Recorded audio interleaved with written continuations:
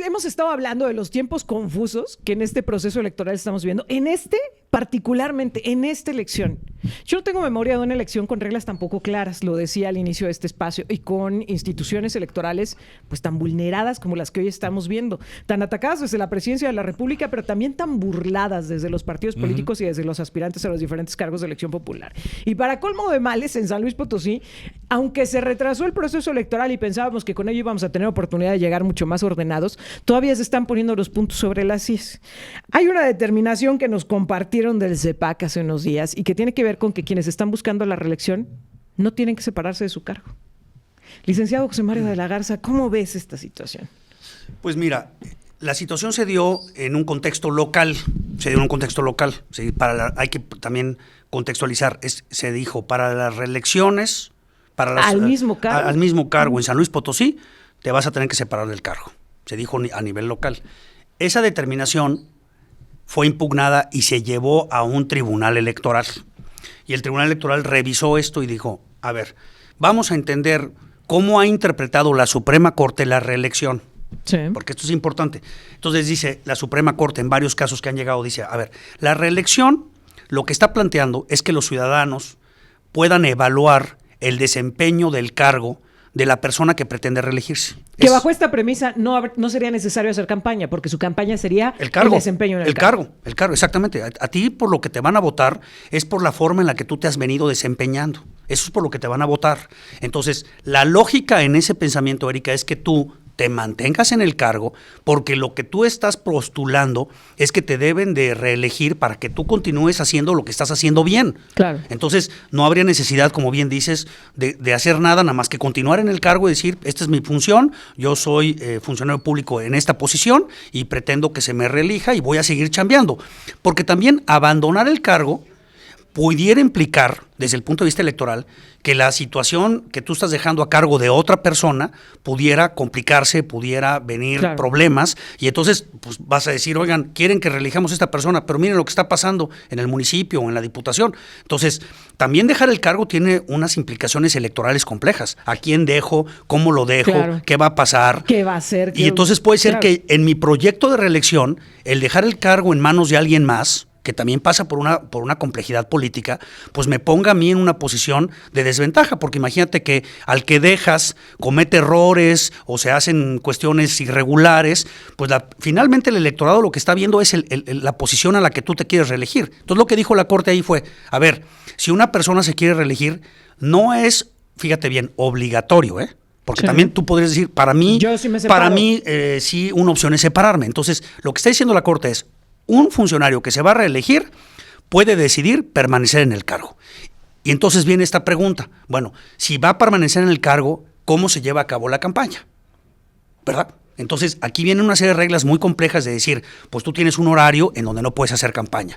Tú no te puedes promover con los recursos públicos. Tú no puedes hacer actos que sean para promover el voto. O sea, y es zonas bien complicadas, Erika, porque como tú bien dices, oye, si yo soy un funcionario público y voy a un evento para inaugurar o para dar a conocer o para empezar un programa, ¿eso es un acto de campaña o es un acto de mis funciones?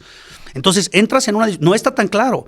No está tan claro. Y como dices tú, puede haber una zona gris ahí, me quiero detener en esta parte y hacer la distinción entre las dos opciones. A ver, entiendo claramente que en el caso de una presidencia municipal es tu trabajo el que te va a servir de carta de presentación para buscar la reelección y que entonces, pues, me insisto, bajo la premisa de que no necesitas hacer campaña siquiera porque la gente va a evaluar tu trabajo.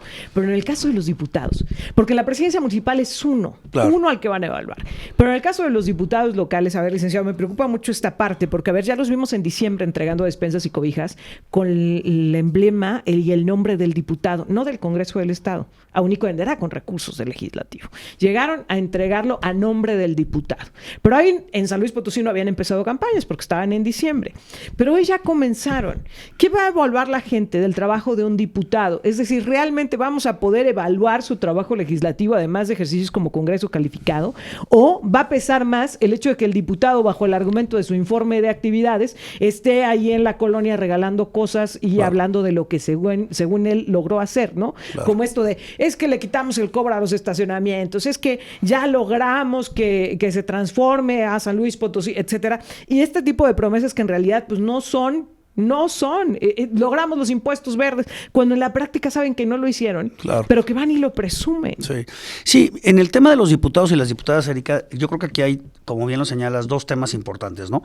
Uno, la manera histórica, no de estas campañas, en la que los congresistas se publicitan, como bien lo señalas, es entregando apoyos de tipo social. Que no es parte de su trabajo. Que no les corresponde y sería un acto ilegal.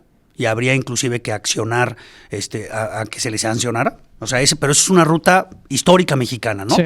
Que va el diputado y te gestionó y te lleva los tinacos y te lleva los apoyos. Esa ruta no es de hoy, esa ruta es histórica.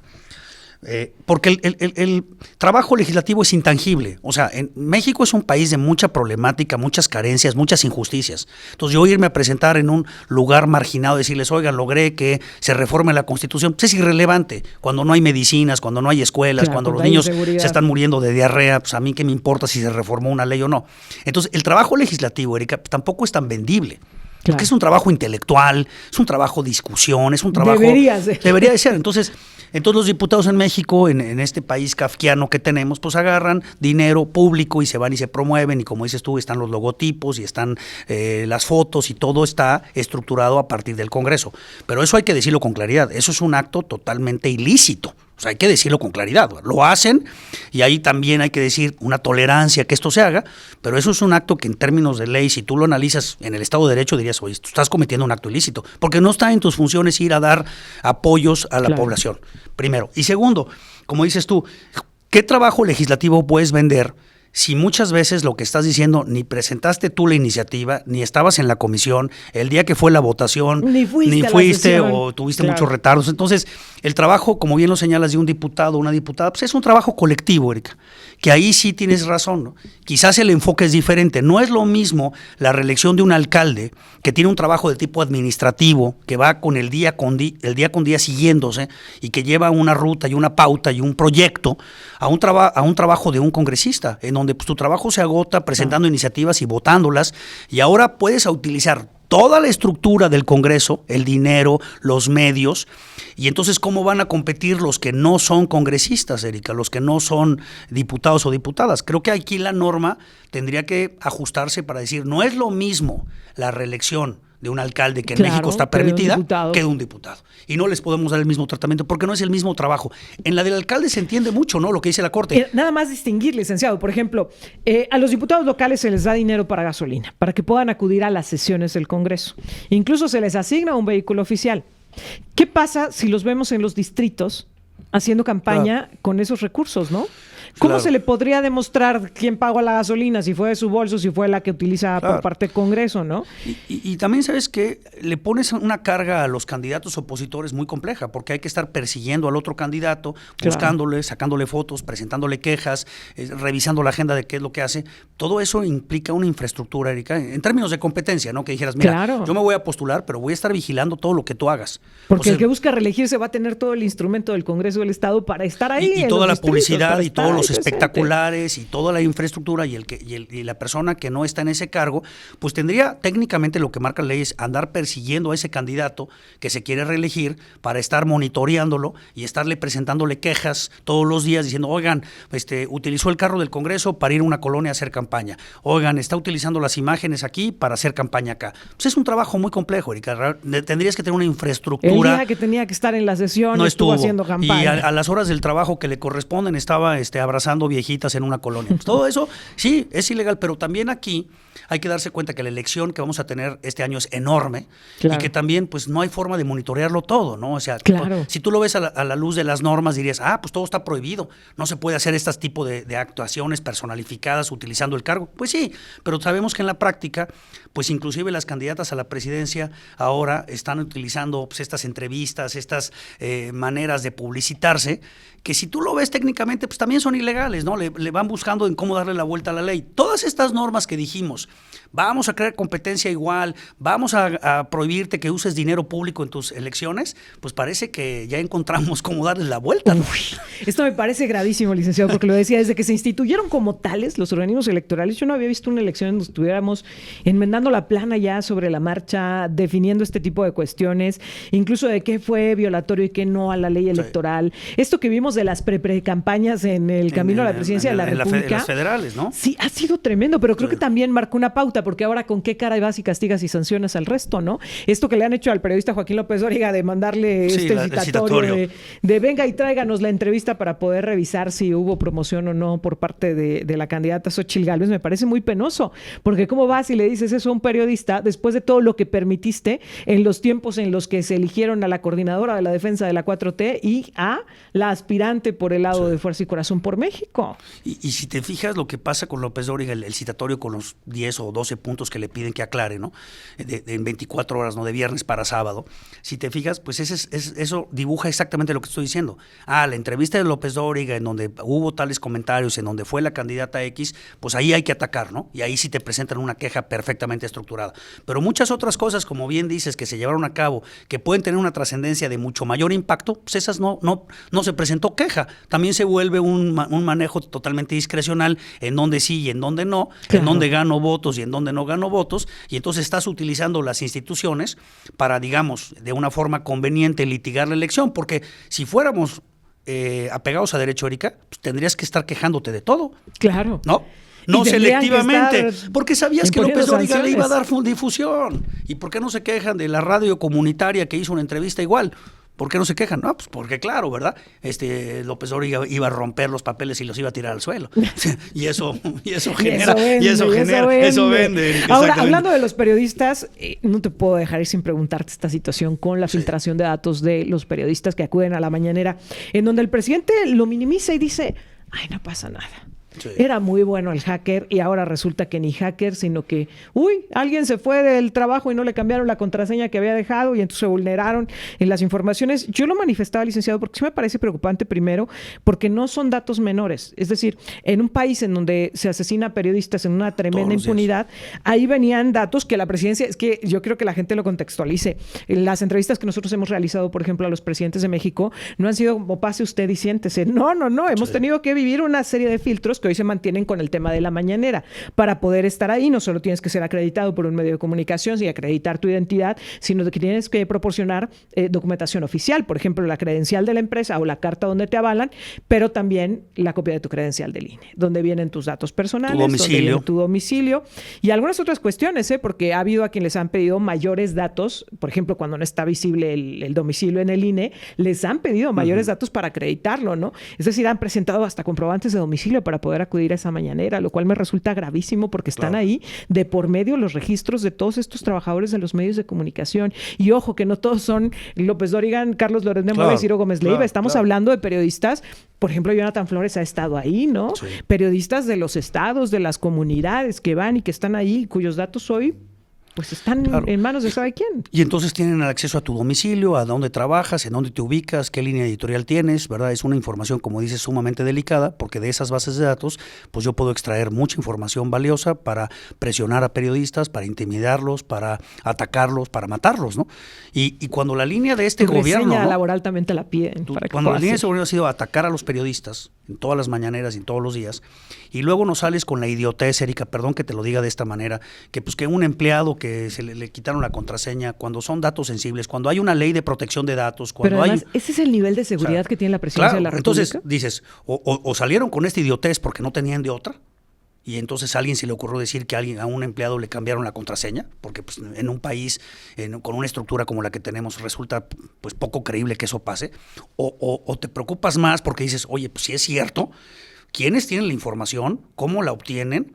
¿Qué niveles de confidencialidad hay? Y si pudieron acceder a eso, ¿a qué más pueden acceder? Entonces mañana van a acceder a todos los archivos de inteligencia que hay en el país porque un funcionario público pues, estaba tomándose unas gorditas y le hackearon la contraseña, ¿no? O sea, dices, es verdad que en un país en donde están pasando crímenes en contra periodistas, manejas este tipo de respuesta y que tu respuesta es, no, fíjate que un funcionario que tenía una contraseña que era su cumpleaños, se la hackearon, o sea, por favor, ¿verdad? Y como dices tú, no hay una respuesta contundente y hay una ley de protección de datos. Entonces pareciera ser, Erika, que para el gobierno federal pues, la ley de protección de datos es irrelevante, que se filtre toda tu información es irrelevante, que te ponga en riesgo y pongas en riesgo tu vida, no me importa, ¿verdad? Yo salgo con la idiotez de decir que un empleado le burlaron la contraseña. Pero ¿sabes qué me preocupa? Porque la gente puede decir, a mí que me importa la seguridad de los periodistas, la gente que nos está escuchando esta mañana, pero es que yo lo quiero poner en contexto. Es la seguridad de todos. Imagínate nada más si ese es el nivel de seguridad de la presidencia de la República, no de una delegación allá escondida, no, de la presidencia de la República. Si este es el nivel de seguridad que manejan los datos que tiene... Sí, pues ya. ¿Qué quieres pedirle a las demás instituciones sí, públicas? ¿Qué información puede ser si vulnerada? y si esta es la información que se vulnera de periodistas que en principio debería de tener por temas de libertad de expresión y temas de protección a periodistas, debería de tener un mecanismo de resguardo con ciertas seguridades y protocolos, pues entonces los demás ciudadanos que no somos periodistas y que estamos en el día con día, pues entonces pues ahí sí, pues que Dios nos bendiga, ¿no? Sí, en una de esas en cualquier momento nos salen, uy, hackearon al SAT o cualquier cosa, ¿no? No, hackearon al SAT, hackearon al IMSS, hackearon al sí. IMSS, al registro de propiedad, a las licencias y al registro de automóviles, y entonces al rato dices, oye, estoy en una posición de vulnerabilidad y toda mi información está expuesta, porque si así se obtiene la de los periodistas, pues entonces la de los ciudadanos yo creo que se obtiene más fácil, ¿no? ¿Qué debería pasar? En un México ideal, en donde hubiera un presidente pues comprometido pues con este tema, ¿qué debería de pasar? Pues debería de haberse una investigación seria, Erika, debería señalarse quiénes son los responsables. Ahora, déjame nada más decir un punto más. Me parece también muy irresponsable decir, de la otra administración, un funcionario se llevó unas contraseñas. Oye, asume tu responsabilidad. Claro. O sea, ya no me vengas a decir en el año 6 que la problemática se debió porque en la administración pasada, oye, y como dice Erika, oye, ¿qué protocolos de seguridad tenemos? ¿Cómo manejamos la información? ¿Quién la tiene resguardada? ¿Qué contratos de confidencialidad hay? ¿Cuál es el nivel de seguridad? Yo creo que todo eso se debería de decir y no salir con un chiste como decir, ¿qué creen, hombre? No se preocupen, es que un funcionario le hackearon su cuenta personal. Hombre, en una situación como la que estamos, Erika. Se fue aquí y se llevó la contraseña, sí. Imagínate nada más, ¿no? En una de esas también, ¿qué cosa se puede llevar un trabajador? No. Un extrabajador, un exfuncionario de la Secretaría de Seguridad Pública y Protección Ciudadana, ¿qué se puede llevar? En Mercado Libre vendiendo las bases de datos de todo el país. Uy, no des ideas, José Mario, no des ideas. Te agradezco mucho que hayas estado con nosotros, José Mario. Buenos días, muy buenos días.